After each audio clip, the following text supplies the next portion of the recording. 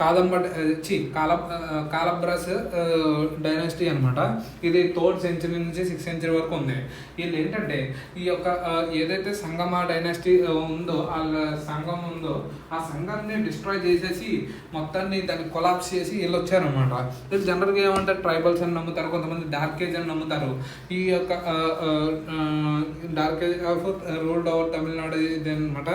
ఇది వీళ్ళ గురించి ఏదైనా మెన్షన్ చేసిందా, ఎక్కడైనా ఉందా అంటే ఆరిజిన్స్ అనేది అన్సెట్ అనమాట, సరిగ్గా లేదు. ఎందుకంటే వీళ్ళ ఆరిజిన్స్ సరిగ్గా తెలియదు అనమాట.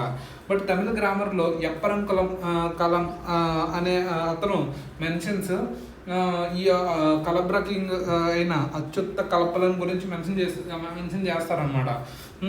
ఎవరు తమిళ గ్రామర్ అయిన ఎప్పరంకల అనే అతను మెన్షన్ చేస్తాడన్నమాట. కలబ్రా కింగ్ గురించి మెన్షన్ చేస్తాడు అనమాట. రూల్ అండ్ అడ్మినిస్ట్రేషన్ ఏంటి, క్యాపిటల్ వచ్చి ఉరయూరు అనమాట. తమిళనాడు అనమాట. క్యాపిటల్ వచ్చి ఉరయూరు. రిలీజియస్ ప్యాటర్న్ ఇదేంటి, ఉరయూరు అనమాట తమిళనాడు. ఇంతకుముందు ఎవరి దగ్గర ఉంది, ఈ యొక్క చోళాస్ ఏదైతే ఇక్కడ నుంచి పాలించారో వాళ్ళ క్యాపిటల్ ఉరయూరు వీళ్ళు పాలిస్తున్నారు అనమాట. Strongly supported Buddhism and Buddhist monasteries అనమాట.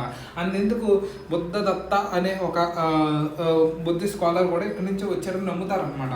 మిలిటరీ కాంక్వెస్ట్ ఏంటంటే defeated and impression the Chera Chola Pandya dynasties అనమాట.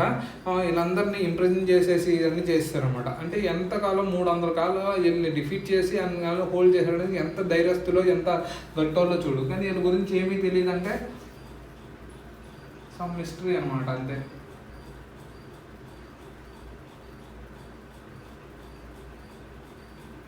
అదే అనమాట.